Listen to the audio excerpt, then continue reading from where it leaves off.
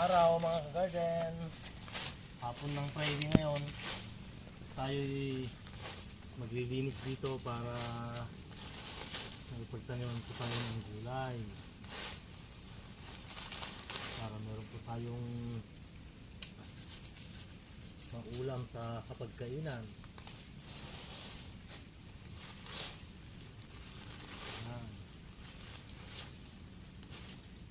Ito lang po ang buhay mga ka-garden.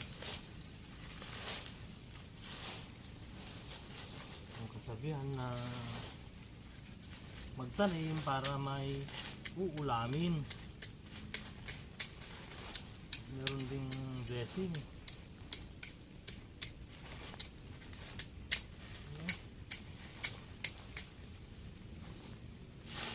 Ito, mga nyug na tira-tira din nila. Ay atin itong kukunin at gagawin langis ang ulam. Sarap! Sarap yung ulam na langis ng nyug. Mas malinamnam pa at mabango. Ganyan ang inuulam namin kasi nung nasa probinsya ng Cagayan. Kasi mahirap naman ang buhay. Di mas masarap pa kaysa yung mantika. Ikaw, hindi mo na subukan nag-ulam ng mantika? Hindi. Malaman ko muna ito mga ka-garden.